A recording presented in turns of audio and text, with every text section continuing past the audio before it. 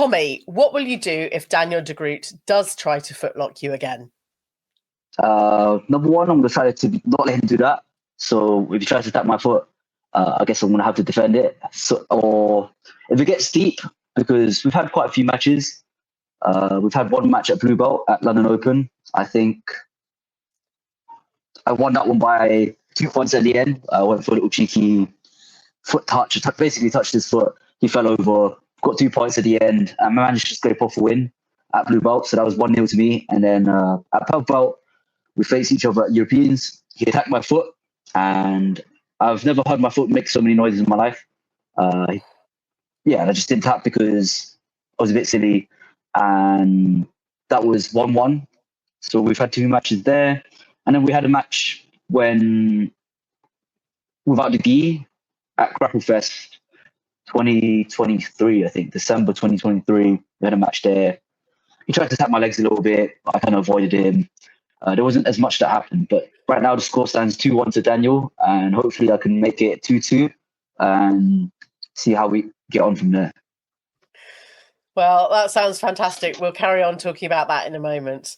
It's really great to be able to chat to you today for the KAIROS Pro Jiu-Jitsu podcast, Tommy, and the KAIROS 2 event happening on the 27th of April, hosted at Escapology BJJ and sponsored by 866 Jiu-Jitsu and Wellness Camp, based in Whaley Bridge, Derbyshire.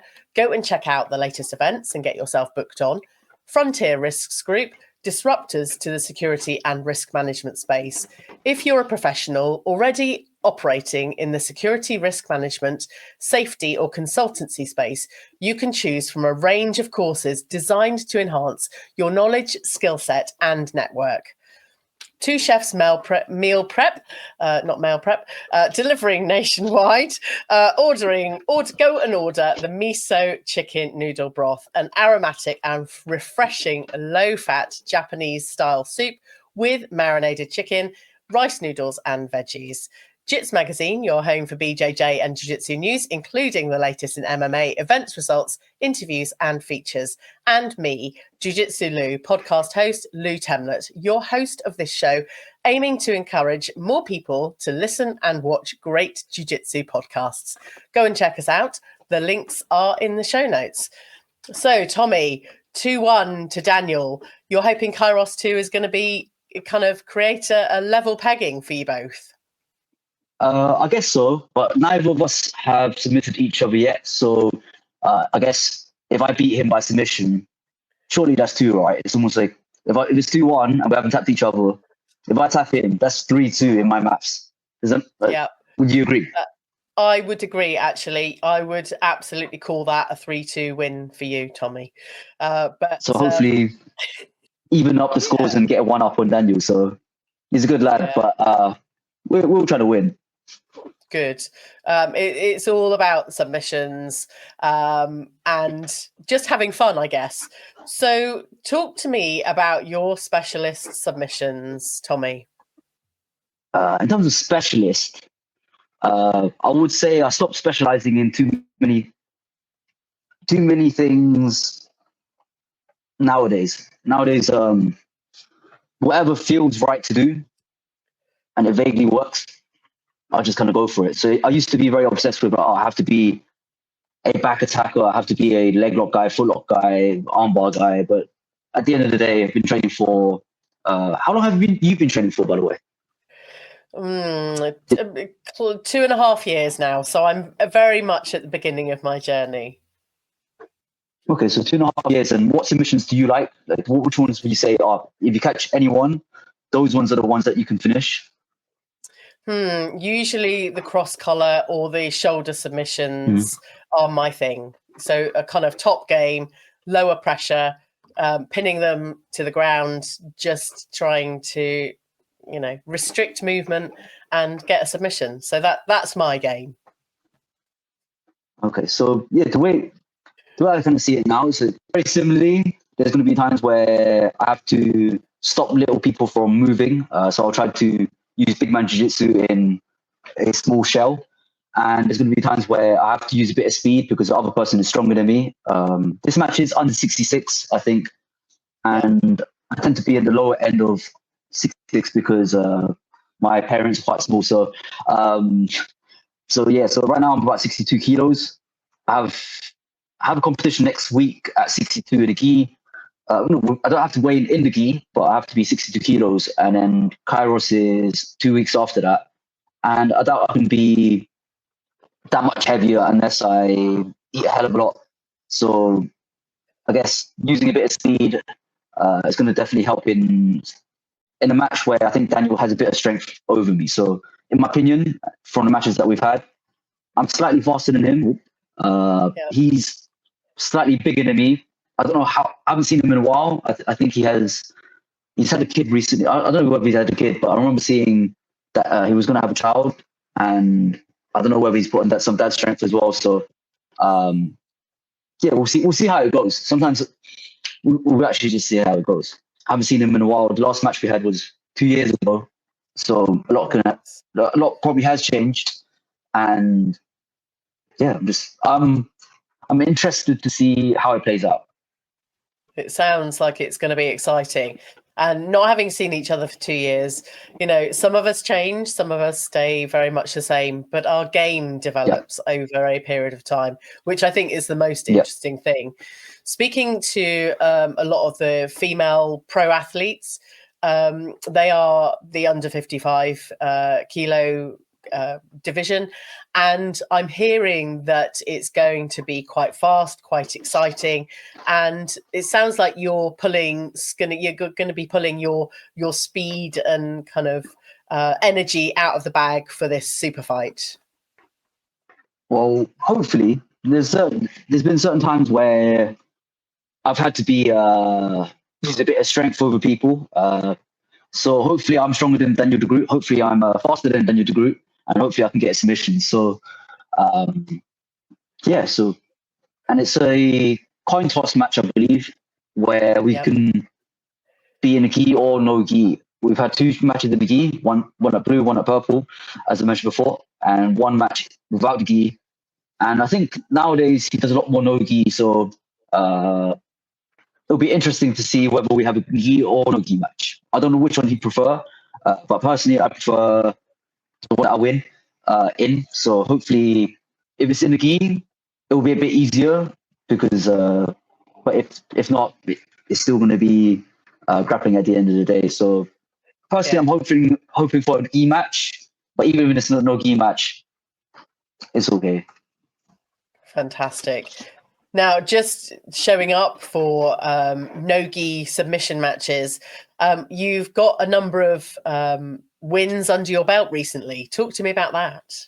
Sometimes I even forget what matches and events that I do because there's a lot of competitions available within the UK and Europe nowadays. Because I remember actually how have you competed before, by the way? I have competed at white belt and I've competed at blue belt. Once in Barcelona and once in London. Okay.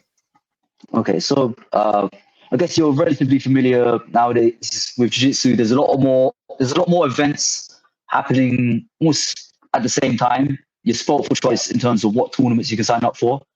And in March, I was quite active. And the first, I had a match with Anthony. I can never pronounce his name properly. Anthony Oliveira, one dude from France, strong guy.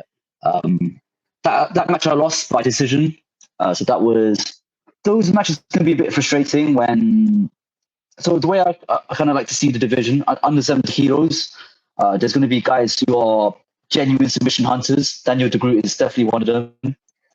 And it's going to be guys who are very good at being positionally sound, and any mistake you make, they're going to penalize you for it. It's almost like they're not going to hunt for the submission unnecessarily, which can be a harder style for me to deal with because it takes quite a while to find cracks in their base.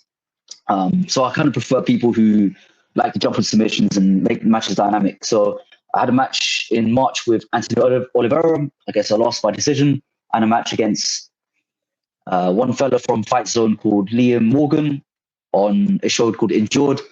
That went to decision as well. It was a pretty difficult match. Scrambles. I got I got some decent exchanges and got a decision win there. And the other match was, who else did I have a match with? This is how old I'm getting. Sometimes I forget which matches I have. So Anthony Oliveira, Leo Morgan, and I'll have to go back into the archives and see who. Yeah, at times when you say so active, it can be hard to remember every single match and what you've been doing recently. Actually, yeah, it's a good. Yeah. But staying active is something I'm looking to do in 2020. What's it, 2025 now? Oh my goodness. It is 20. So it is 2025. Oh my goodness. So in a gi, without a gi, I'm just gonna keep doing this as long as I can. So because yeah, to be honest, I have been competing for quite a while, and at some point just like, okay, what's left? And these are some matches that keep me going. Is how I see it. Yeah. Amazing. This is the KAIROS Pro Jiu-Jitsu podcast with me, Lou Temlett, coming to you from the UK. One of the things that would really help this show grow is by you subscribing on whichever platform you are listening or watching on. YouTube, Spotify, Apple Podcasts, or Amazon Music. If you go and subscribe right now, that would be really helpful. And as always, check out the clips on YouTube and Instagram at Kairos_pro_jiu-jitsu. Today, I'm having a conversation with Tommy Yip. So, Tommy, this super fight with Daniel de Groot is coming up on the 27th of April at Escapology BJJ. What's happening after this super fight? What else have you got lined up for the rest of 2025?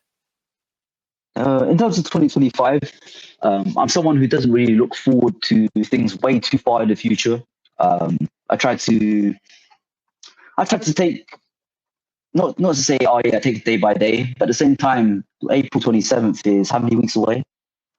Yeah, about a few weeks away. If I think beyond that, there's just going to be so many things beyond April 27th. I guess to answer the question, I would like to stay more active in the gi. I'd like to compete at one of the majors in the gi. I don't think have enough points for Worlds at this moment in time. I don't know when Gi Worlds is. So that would be cool if I could compete at Black Belt Worlds in the gi. It's something I've always thought about doing at the low belts, because I did compete at purple and brown belt in the gi at Worlds, but then to have to qualify, but there's quite a few layers to it. It's like, okay, I have to qualify, and there are only X amount of IBJJF Opens that are available within, I guess, my budget. I mean, it gets beyond the conversation of this match, but at times with Jiu-Jitsu, it can take a lot of planning to make these things happen. So hopefully I can see which IBJJF tournaments I can do to qualify for a major. I think at Worlds you need X amount of points. I've won a couple Opens and there's not enough points for World. But a lot more matches in the gi. Matches, I guess the bigger shows I'd like to get on, 1FC, shows like that would be cool. After that, yeah, that would be cool to go to Asia. I've never been to Asia before, even though I've been East London born and bred. I am very Chinese, so it'd be cool to do jiu-jitsu at that side of the world and showcase some East London grappling, actually. So that would be cool. So April. Yep. Yeah, so just thinking about it. That sounds, yeah, it's good. You know, you put stuff out to the universe and things start to happen.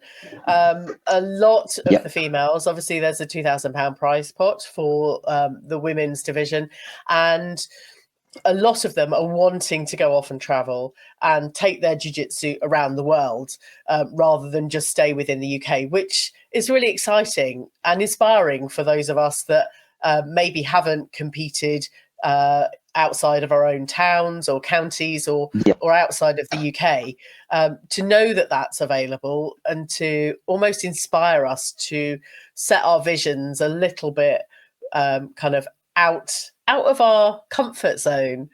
What has been the biggest thing that you've done out of your comfort zone in your jiu-jitsu journey, Tommy?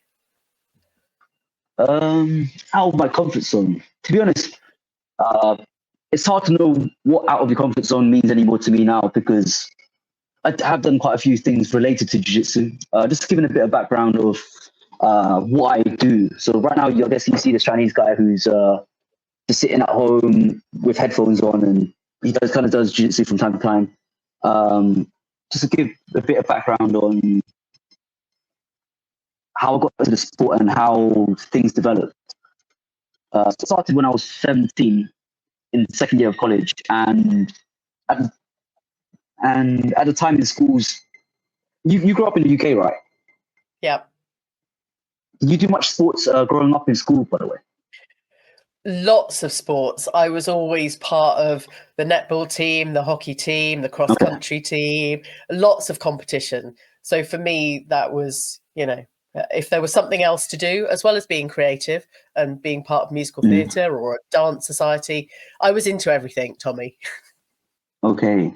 So that's nice, because I guess growing up in East London, football was the only thing that kind of is part of the curriculum in PE. And I wouldn't say I'm a baller, but I wouldn't say I was the worst baller. Just like, say if we were playing five-a-side, I would pick maybe second. I got a decent touch, and growing up I could only play football. So I didn't really play that much sports growing up until I vaguely found jiu-jitsu. I wouldn't even call myself, it's almost like a bit of an embarrassment to call myself an athlete at times, because I didn't have much of an athletic background apart from jiu-jitsu. So I think so I guess that's when I started, and then I've been training for about 13 years now. It's been quite a few things. Competing at white belt was interesting. Competing at blue belt was, I competed at a lot. Thinking back about it now, I've accumulated a lot of experience coming up in the ranks. Yeah. So nowadays, it just feels like just another one. So say if you put me in, the way I see it, if you put me in another show, it's just another platform to showcase some skills, because I've been doing this for such a long time. The way I see it is like, I'm going to rock up to Cambridge on the 27th. I've seen the gym before on camera, but I've never been to Apology. Excuse me if I pronounce it wrong. But I see they have white mats, there's matted walls. So nice. Yeah, it's just, and there's some cameras behind it. So when you've completed quite a few of the shows over the years, it doesn't really, nothing's ever alarming anymore. I guess in the lower ranks, they're quite interesting experiences in terms of getting out. In 2017 or 18, we did fly to Abu Dhabi, and we were training partners to some of the UAE team, and that was a good experience, because it was me trying to make a living out of jiu-jitsu at the time, where there's not much money apart from, well, when I say not much money, there's actually not that much money in terms of competition pay. So even to this day, there's not.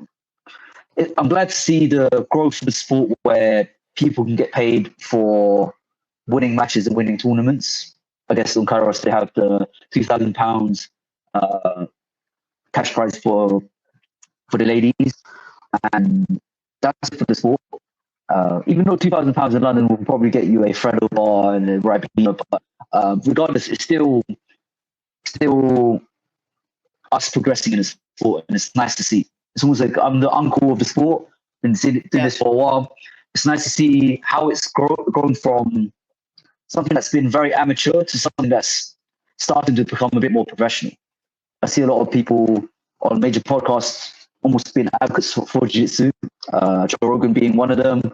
Even Zaki's doing his thing, and he's talking about how good jiu-jitsu is and whatnot. So I'm glad for people that are paving the way to introduce jiu-jitsu to the world, and so that we can all, when I say we, I mean people who have dedicated their life to rolling around on the floor to make a bit of money with jiu-jitsu. So there's quite a few things. There's quite a few layers. Good. I thank you for sharing that. I think, the more that we are seeing Brazilian Jiu-Jitsu in kind of common society, the more of us that want to start training, the more kind of funnel effect of getting to pro athletes like yourselves. We're many of us may never get there, but actually to have inspirational individuals like yourselves and other individuals on KAIROS too, I think is incredible, and will continue to grow the event and jiu-jitsu activities within the UK and outside of the UK. It sounds like we're all wanting to be able to travel and take our skills and abilities and showcase them in different locations. What does your training camp look like, Tommy? So training camp, so we'll get into a conversation about professionalism and training camps. Jiu-jitsu tournaments are all year round. It's not really like MMA where this match, it's slightly different with this match that's assigned to Daniel de Groot, or with Daniel de Groot. I guess I know I'm facing Daniel de Groot on the 27th. It might be in a gi, might be no gi. And up to a certain point, I'm going to have to, in quotation marks, prepare, right? That's what most people's expectations are. But in reality, all I'm really doing is turning up at whatever training facilities that I'm training out in, which is most days at London Grapple. So even though I represent ZR team, I do a lot of my training at London Grapple because I have a lot of friends that train there, and we've managed to, I guess, develop a lot of trust within ourselves because I'm not getting any younger. I don't need people who come in to prove something. I don't need people to come in to try to. Swearing's fine in this, right? Or not? Swearing's not. I guess trying to beat me up. I don't need to. I don't need the young guns to beat me up on a daily basis. And injure me potentially. Having trustable training partners that you can improve with is something that I emphasize a lot as an aging athlete, let's just say. So in terms of training camp, I turn up. So I wake up in the morning. I have my choice of beverage. Normally it's a long black with less water. And then I just turn up to train. Whoever is running the session, I'll follow instructions. I like being in the back seat where we're going to be working on this position. So Aiden and Grapple, Nathan and Pete, they run sessions where, we know what positions we're going to be working from, and every day just revolves around me building skills. And whenever I get to showcase those skills is going to be whenever it is. So in terms of training camp, I don't really have, I'm in training camp, regardless of how my schedule is, or at least schedule training, jiu-jitsu training at least once a day, 5-6 days a week, whether it's in gi, whether it's in no gi, and then just to maintain my skills. Because this is one thing that people often think. It's like, if you don't train, my skills don't just magically disappear into thin air. It's almost like if I don't train for a day, I don't just become immediately less good at jiu-jitsu, especially because I've been doing it for a while. So in terms of training camp, training is training. And I think most people's training should be revolved around building skills in grey areas.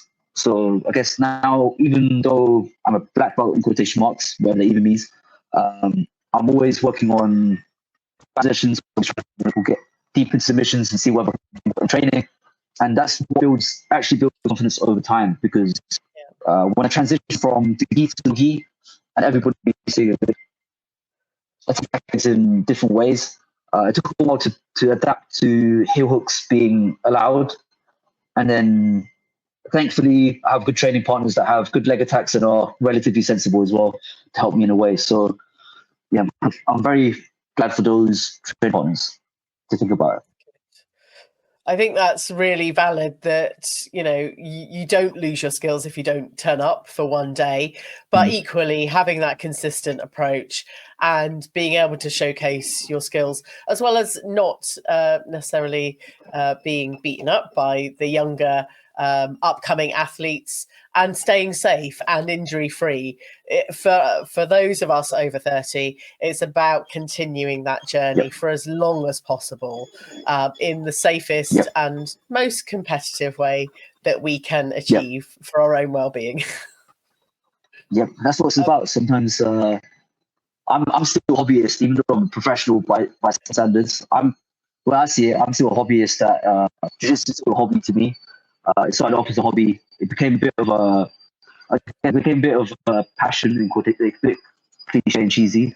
And then I decided not to look for real work by society standards and work with jiu-jitsu. So in up to an extent, because I teach jiu-jitsu more to, I guess, make money and live.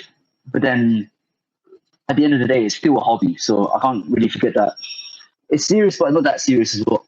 I'm serious about it, but then if I get too serious, it's never really that enjoyable. I get that. It's about having your heart in it and not losing that because of the commerciality of whatever you're doing. So, that's kind of good. Good advice for all of us as well, to kind of just keep going and enjoying the whole process, regardless of what rank. And if we ever get to black belts, which we all wish, but there's a lot of hard work still to do. Tommy, do you have any wishes for those competing or even your fellow opponent at the super fight, Daniel, for KAIROS 2? So I guess other people that are competing, hopefully they are eating well, hopefully they're sleeping well, hopefully their training's going well, and they can rock up on 27th safely. Cambridge is quite far for Daniel the group. I think he's based in Rotterdam, right? Yeah, he's in the Netherlands. So yeah. Yeah, so I did visit his gym quite a few months ago, and and the guys were very welcoming. Big up the guys at Haven BJ. So hopefully he makes it here safe. Hopefully he has a good time in Cambridge. I don't know whether he's staying in the UK for long. Yeah, so hopefully he turns up injury free and we can just roll around on the floor and see who wins. Well, Tommy, I wish you all the luck for a submission and your 3-2 current match score against Daniel. Hopefully so. My fingers are crossed, both sets. Anyway, thank you, Tommy. Thank you. I hope you enjoyed this episode. Tell your friends about this show. And as soon as this episode ends, I'd really appreciate you dropping the show a rating and a review. Thanks again for listening. Catch you on the next episode of the KAIROS Pro Jiu Jitsu podcast.